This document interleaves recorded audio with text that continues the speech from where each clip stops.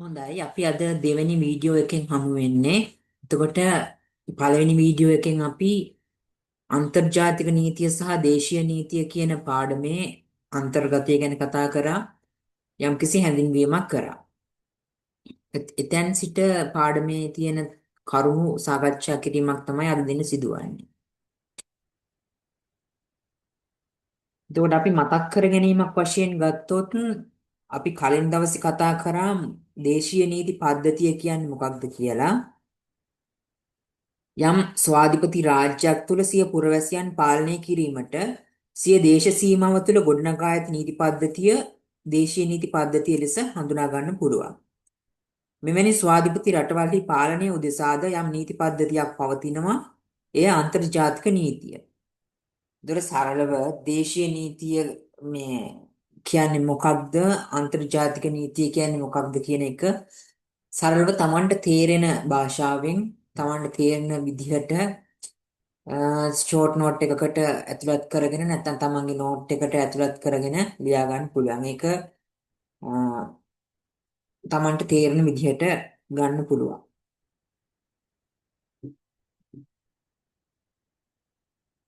මම ගොඩක් වෙලාවට මේ දේශීය නීතිය කියන්නේ මොකක්ද අන්තර්ජාතික නීතිය කියන්නේ මොකක්ද කියන එක පාඩම් කරද්දී යම්කිසි රූප සටහනක් භාවිතා කරනවා. දැන් මෙතන මේ වයිට් බෝඩ් එකේ පෙන්වන රූප සටහන් දෙක ඒකට අදාළ දෙකක් නෙමෙයි. නමුත් මම ඒ රූප සටහන් වලින්ම මම මේ කියන කාරණේ පැහැදිලි කරන්නම්. දැන් දේශීය නීතික අපිටම මේ තියෙන්නේ එක රටක්. එක රටක් මේක මේ අවුට්ලයින් එක දේශ සීමාව. දැන් මේ ඇතුලේ තියෙන්නේ මේ දේශ සීමාව ඇතුලේ තියෙන්නේ යම් ස්වාධිපති රාජ්‍යයක්. මේක ඇතුලේ අපි කෝටු බබාල ටිකක් ඇඳගමුකෝ. මේක දැන් මට අඳින්න විදියක් නැහැ මේ රූපේ. හිතන්න මේක ඇතුලේ මම පුරවැසියෝ ඇඳලා තියෙනවා කියලා. එතකොට යම් ස්වාධිපති රාජ්‍යයක් තුල සිය පුරවැසියන් පාලනය කිරීමට සිය දේශ සීමාව තුළ ගොඩනගා ඇති නීති පද්ධතිය. මේ තියෙන දේශ සීමාව තුළ තියෙන නීති පද්ධතිය තමයි මොකක්ද අපි කියන්නේ දේශීය නීති පද්ධතිය ලෙස. එතකොට මේ වගේ ස්වාධිපති රටවල් කීපයක් තියෙනවා. දැන් මේ තියෙන හැම රවුමම ස්වාධිපති රටක් කියලා හිතන්න මේ රූපේ ගන්න එපා. මේක වෙනම අර්ථයක්නේ දෙන්නේ. මේ දෙක දැන් මේ රටවල් දෙකක්. ඒතර මේ රටවල් දෙකේම පාලනය උදෙසා මොකක්ද අපි ගන්න නීති පද්ධතිය ඒක අන්තර්ජාතික නීතිය. මේක සරලව හඳුනා දීමක් මීට වෙනස් වූ අර්ථ දැක්වීම් තියෙන්න පුළුවන්. මේ හැමදේම එකතු කරලා තමන්ගේම ස්වාධීන වූ නිර්වචනයක් ගොඩනගා ගැනීම තමයි වඩාත්ම උචිත. එතකොට මේ පාඩමේදී අපි සාකච්ඡා කරනවා කිව්ව කරුණු මොනවද? එම අන්තර්ජාතික නීතිය දේශීය නීතිය කෙරෙහි බලපානු ලබන ආකාරය. අන්තර්ජාතික නීතිය කොහොමද දේශීය නීතියට බලපාන්නේ? අදාළ වන්නේ කුමන ප්‍රමාණයටද බලාත්මක කිරීමට අදාළ කරගන්න ලැබෙන ක්‍රියාමාර්ග මොනවාද? ඔන්න ඔය ටික තමයි සාකච්ඡා කරන්නේ. ඒතර මේකෙදි මූලිකවම මම උදාහරණයක් කිව්වා අන්තර්ජාතික නීතියයි දේශීය නීතියයි ගැටෙන්නේ නැතුව එක පද්ධතියක් ලෙස පවතිද්දි ප්‍රශ්නයක් නැහැ කියන එක අපි උදාහරණයක් ගත්තා. මම ඒක වයිට් බෝඩ් එක ඇසුරින් පැහැදිලි කරන්නම් තව චුට්ටක්. එතකොට අපි දන්නවා UDHR එක. UDHR 2DHR එක තුල මානව හිමිකම් තියෙනවා. 2DHR එක තුල මානව හිමිකම් තියෙනවා. ඒ කියන්නේ මානව හිමිකම් පිළිබඳ විශ්ව ප්‍රකාශනයේ UDHR තුල මානව හිමිකම් පවතී. එහි ඇති සමානාත්මතාවය යන අයිතිය. සමානාත්මතාවය කියන අයිතිය ශ්‍රී ලංකාවේ 1970 අනුක්‍රම ව්‍යවස්ථාවේ 12ක ව්‍යවස්ථාව තුල 12ක ව්‍යවස්ථාව තුල තියෙනවා ඒකම. එතකොට මේ தત્ත්වයේ තුල ගැටුමක් පවතින්නේ නැහැ. ඒ தત્ත්වයේ ප්‍රශ්න සහගත වෙන්නේ නැහැ. නමුත් අන්තර්ජාතික නීතියේ පවතින ප්‍රතිපාදන හා දේශීය නීති ප්‍රතිපාදන එකිනෙකට පරස්පර වන විට එම ගැටීමේදී බලවත් වන්නේ කුමන නෛතික තත්ත්වයේද යන ප්‍රශ්න සහගත වෙනවා. මෙකී තත්ත්වයේදී ලෝකයේ පවතින අනෙක් රටවල් තුළ එම නීති යෙදෙන ආකාරය පිරික්සීමෙන් හා දේශීයව අන්තර්ජාතික නීති අදාළ කිරීමේ හැකියාව කෙරෙහි විමසා බැලීම සිදු වෙනවා. මොකක්ද එතකොට දැන් මේ ගැටීමේදී වෙන්නේ? ලෝකේ පවතින අනෙක් රටවල් තුල එම නීතිය යෙදෙන ආකාරය පිරික්සීමෙන් හා දේශීයව අන්තර්ජාතික නීති අදාළ කිරීමේ හැකියාව කෙරෙහි විමසා බැලීම සිදු වෙනවා. එතකොට ඒ ගැටීමන්දී විවිධ න්‍යායන් අපිට හම්බ වෙනවා මේ ගැටීම තුල. ඒ ගැටීම තුල හම්බෙච්ච න්‍යායන් දෙක තමයි මොනවාද? ඒකීය න්‍යායවාදී සහ ද්විත්ව න්‍යායවාදී. එතකොට දැන් මේ පළවෙනි රූපය අපි ගත්තොත් පළවෙනි රූපය කියන්නේ මම මෙන්න මේකට මෙන්න මෙතන තියෙන එක තමයි පළවෙනි රූපය. මම මේ පෙන්눔 කරන රූපය. ඒක මම ස්පොට් ලයිට් එකක් දාලා අපිට පෙන්눔 කරන්න පුළුවන් වුණොත් හොඳයි. නෑ. මෙහෙම බලමු අපි මේ තියෙන රූපේ. ඔයාලා පේන්නේ නැති මේ රූපේ මේ රවුන්ඩ් එකක් අතිච්ඡේදනය වෙලා තියෙන රූපය. එතකොට දැන් මේ රූපේ ගත්තාම අන්තර්ජාතික නීති හා දේශීය නීති එක හා බද්ධව එක් පද්ධතියක් ලෙස තියෙනවා. ඒක දැන් හඳුනා ගන්න පුළුවන් මේ දෙකම එක පද්ධතියක් ලෙස තියෙනවා කියන එක තමයි මේක සංකේතවත් කරන්නේ. එතකොට දැන් දෙවෙනි රූපේ මේ රවුන්ඩ් එක වෙන වෙනම තියෙන එක අපි ගත්තොත්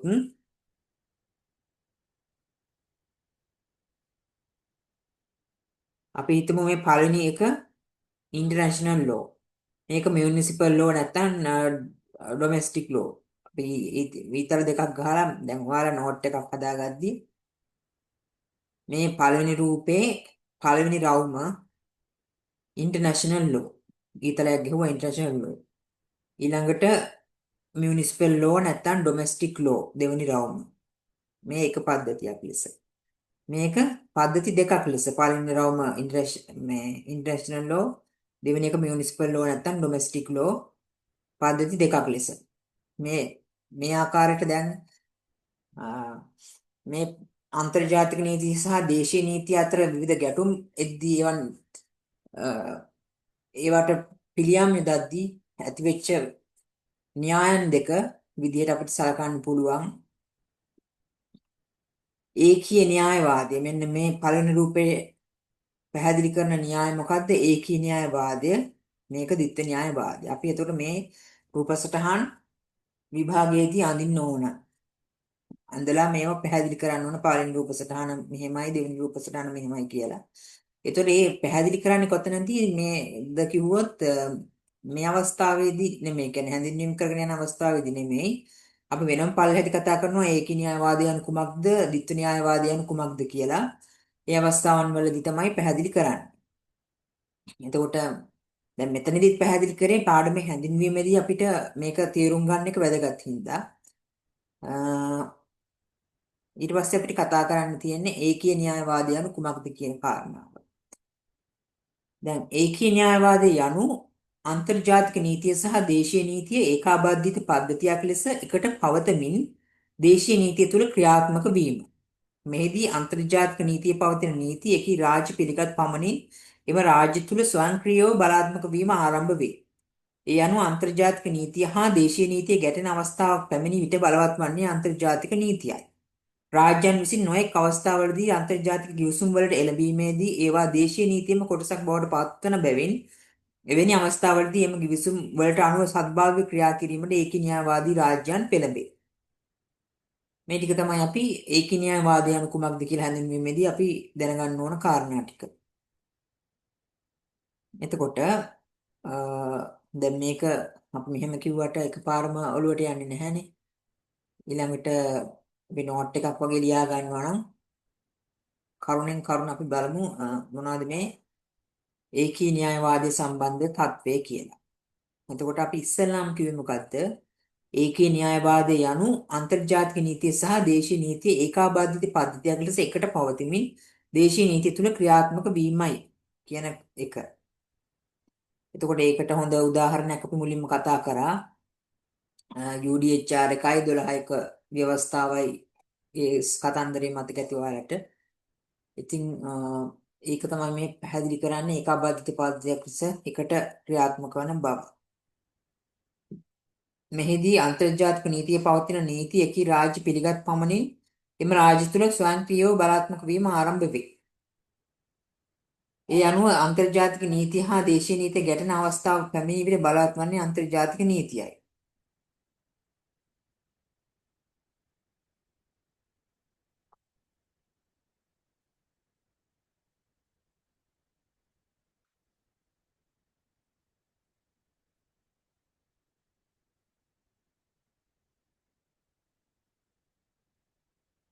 දැන් අපි ගත්තොත් අපි කියන දෙවැනි කාරණාව මේ ස්වයංක්‍රීයව බලාත්මක වෙන කාරණාව. රාජ්‍ය පිළිගත් පමණින් කියන්නේ මොකද්ද? අත්සන් කළ පමණින්. ජනාධිපතිවරයා විදේශ ඇමති වගේ අය මේවට අත්සන් කරන්නේ. එතකොට මෙයාලා අත්සන් කළ පමණින් ස්වයංක්‍රීයව බලාත්මක වීමක් සිද්ධ වෙනවා කියන එක. ඒතකොට අපි දැන් මේ වගේ කාරණා අපි ඉගෙන ගද්දී මේකේ තියෙන ප්‍රායෝගික පැතිකඩ අපි දන්නවා දැන් ICCPR ජිනීවා සම්මුතිය ඒ වගේ ඉස්සරහට අපි මේක ඉගෙන ගන්න කොටස් තියෙනවා. ඒ ඇරුණාම තවත් තියෙනවා අපි අන්තර්ජාතිකව පිළිගත් සම්මුති ප්‍රඥාප්ති ඒ වගේ විවිධ දේවල් අපි ඒව ගැන දැනුමක් එක්ක මේ කියන කාරණාව සලකලා බැලුවොත් අපිට ගොඩක් තේරෙනවා මේවා. ඉතින් දැන් ස්වයංක්‍රීයව බලාත්මක වීම කියන එක පැහැදිලි ඇති. ඒ අනුව අන්තර්ජාතික නීතිය හා දේශීය නීතිය ගැටෙන අවස්ථාවක් පැමිණ විට බලවත් වන්නේ අන්තර්ජාතික නීතියයි. එතකොට දැන් අපි කතා කරපු UDHR එකයි 12ක වගන්තිය ගැටුන්නේ නැහැ නේ. නමුත් අපි හිතමු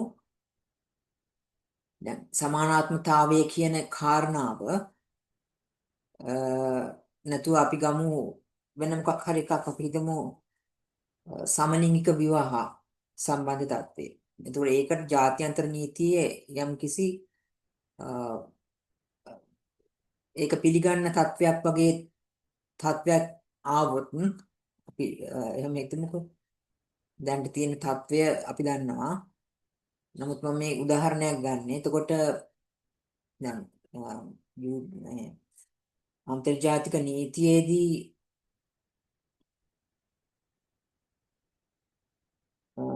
පවතින තත්වය අපි හිතමු සමලිංගික විවාහ පිළිගන්නවා කියන තැනට එනවා ලෝකයේ හැම රටක්ම වගේ.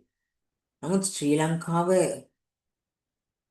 එහි සංස්කෘතිය සහ විවිධ හේතු මත මේක පිළිගන්න සූදානම් නැහැ. මේ දේශීය නීති තත්ත්වය තුළ තියෙන සමලිංගික විවාහ නීතියෙන් තහනම් කියන තැන ඉන්නවා කියලා හිතමු. එතකොට මේ දෙක ගැටෙද්දී ලංකාව ඒකීය න්‍යායවාදී රටක් වුණොත් මොකද වෙන්නේ?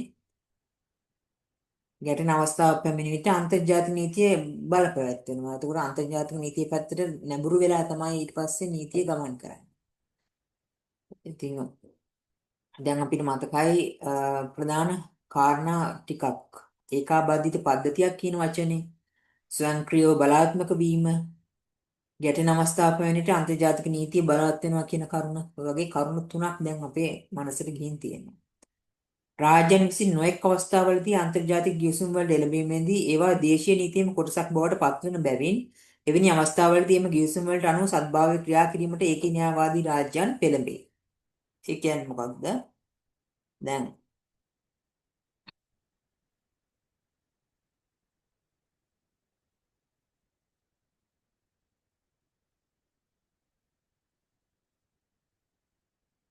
ඒක සම්බන්ධ අපි පොඩි උදාහරණයක් මම ගන්නම්. ඇමරිකාව ලිබියාවට ඇෆ්ගනිස්තානයට එල්ල කරන ලබන ප්‍රහාර අනුව සත්භාවයෙන් කටයුතු කරන්නේ නැහැ. අනෙක් රටවල් වලට අතපොවන්නේ නැහැ කියලා මානව හිමිකම් කඩ කිරීම සිදු කරනවා. ඔන්න ඔය කාරණාව. ඒක මං කියන උදාහරණයක්නේ. මේක පැහැදිලි කරගන්න තව උදාහරණ හොයලා පැහැදිලි කරගන්න පුළුවන්. එතකොට දැන් මේ දේවල් මතක හිටින්න පැහැදිලි කරගන්න එකම රහස තමයි ප්‍රායෝගික දේවල්ත් එක්ක සම්බන්ධ කරලා අපි පාඩම් කරන එක. එතකොට තමයි වඩාත්ම මේක තේරෙන්නේ. දැන් ගොඩක්ම ඉන්ටර්නැෂනල් ලෝ වගේ සබ්ජෙක්ට් එකක් අපි ගොඩක් අප්ඩේට් වෙවි තමයි පාඩම් කරන්න ඕන. එතකොට දැන් මේ වීඩියෝ එකෙන් මම මම පාඩම් කරද්දි කරන වීඩියෝ එකක් නිසා ඇත්තටම දැන් මම හොයාගන්න අලුත් දේවල් සහ මම ළඟ තියෙන කරුණු එකතු කරලා හදන අධ්‍යාපන උපකාරක අංගයක් පමණයි. එතකොට මේකෙදි තව ඉස්සරහට පාඩම යද්දී තේරෙයි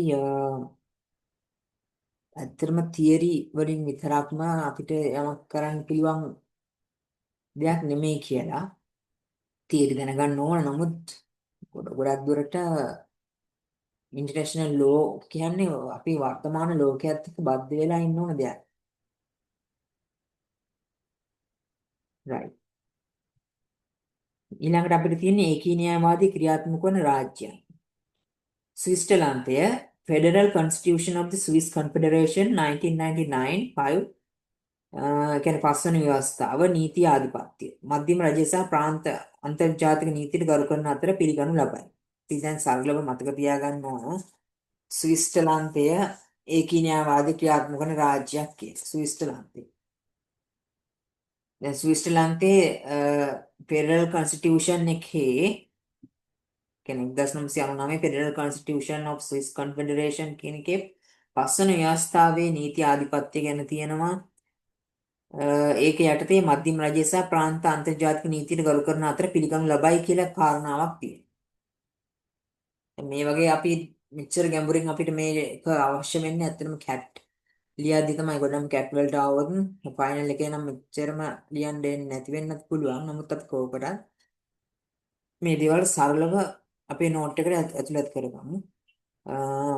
ස්විට්සර්ලන්ත රාජ්‍ය ස්විට්සර්ලන්තය ඒකී න්‍යායවාදී රාජ්‍යයක්. එතකොට දැන් ස්විට්සර්ලන්ත පෙරළල් අධිකරණය අන්තර්ජාතික නීතිය අදාළ කිරීමේදී එය දේශයේ මහජනයාගේ අයිතීන් හා බැඳීම් කෙරෙහි අදාළ විය යුතුය.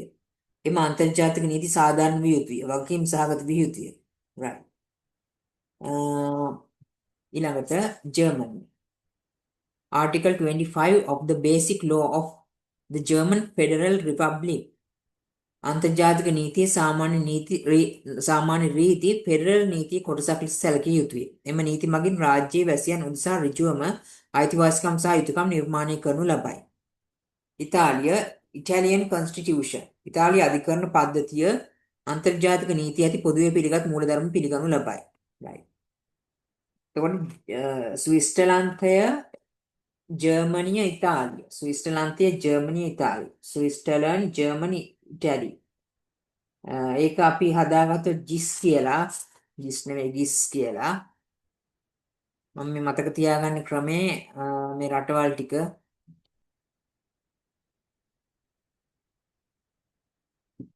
ගිස්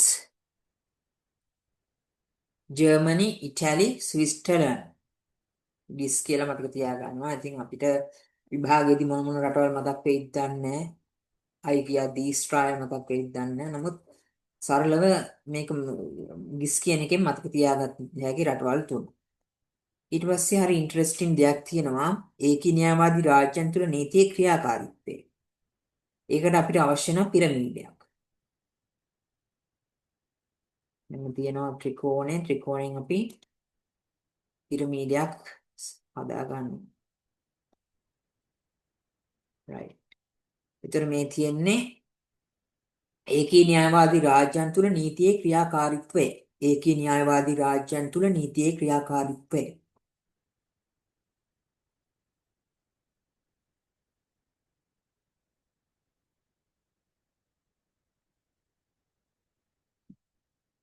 මේ උඩම කොටස ගත්තොත් අපි අන්තර්ජාතික නීතිය මැද ආණ්ඩුක්‍රම ව්‍යවස්ථාව යටම දේශීය නීති. එතකොට උඩ තියෙන්නේ අන්තර්ජාතික නීතිය. ඊළඟට ආණ්ඩුක්‍රම ව්‍යවස්ථාව ඊළඟට දේශීය නීති. මේවා මේ නිකං රූප නෙමෙයි. අපි උත්තරවල අඳින රූප.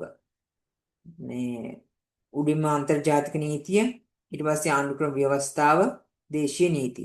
මේ ත්‍රිකෝණ කොටස් තුනකට බෙදුවා.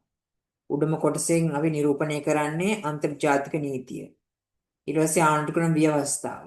ඊට පස්සේ දේශීය නීති. ඒක පැහැදිලි ඇති කියලා මම හිතනවා. අන්තර්ජාතික නීතිය ඍජුව දේශීය නීති තුළට අදාළ වීමෙන් බලපාන ආකාරය. අපේ බලපෑම දැන් මහජනතාව උදෙසා කොහොමද බලපාන්නේ? අන්තර්ජාතික නීතිය පවතින සම්මුතියින්හි වැඩි ප්‍රතිලාභ මහජනයාට හිමි කර ගැනීමට හැකියවීම වාසිසාගත වේයයි.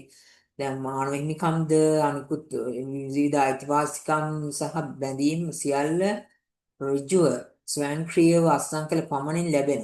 එතකොට මහජනයාට වැඩි වාසිසහගත තත්ත්වයක් උදා වෙනවා මේක තුළ. රාජ්‍ය උදෙසා අන්තර්ජාතික ගිවිසුම් කඩකිරීම කඩවීමේ අඩු අවදානමක් පැවතීම වාසිදායක වෙනවා. රාජ්‍යයක් උදෙසා ගත්තාම අන්තර්ජාතික ගිවිසුම් කඩකිරීම දැන් මෙයාලා ගිවිසුමක් එක්ක බැඳුනහම ස්වයංක්‍රීයව තමන් ඒක තුල බැඳෙනවානේ. ඒතර බැඳීම තුල කියන්න බෑ අපි මේක කඩ කරලා කියන්න බෑ අපි මේකෙන් බැඳිලා නැහැ අපි අපරාධමත කරන්න ඕන වගේ කතන්දර කියන්න බැරි හින්දා මේක තුල කියන්නේ මේක කියලා මම අදහස් කරන්නේ මේ සම්මුතියක් තුල බැඳීම් සහගතත්වයක් තියෙනවා කියන එක. විනිසුරුවරුන් උදෙසා අන්තර්ජාතික නීතිය දේශීය අධිකරණ පද්ධතිය තුළ ක්‍රියාත්මක කිරීමේදී විනිසුරුවරුන්ට වඩා කාර්යශීලී ප්‍රගතිශීලී ලෙස නීති අර්ථ නිරූපණය කිරීමට හැකියවීම වාසිසහගත තත්වයක්. ඒක තේරෙනවා පැහැදිලි කරන්නත් අවශ්‍ය නැහැ විනිසුරුවරුන්ටත් වාසිදායකයි. ව්‍යවස්ථාදායකයෝ උදෙසා දේශීය නීති සකස් කිරීමේදී අන්තර්ජාතික නීති ප්‍රතිපත්ති සලකා බලමින් එයට පටහැනි නොවන ලෙස නීති සම්පාදනය කිරීමට ප්‍රවේශම් වේ. ඔය තත්ත්වය තියෙන ඊළඟට අපිට තියෙන ද්විත්ව න්‍යායවාදය කතා කරන්න අපි ඊළඟ වීඩියෝ එකෙන් ද්විත්ව න්‍යායවාදය කතා කරනවා.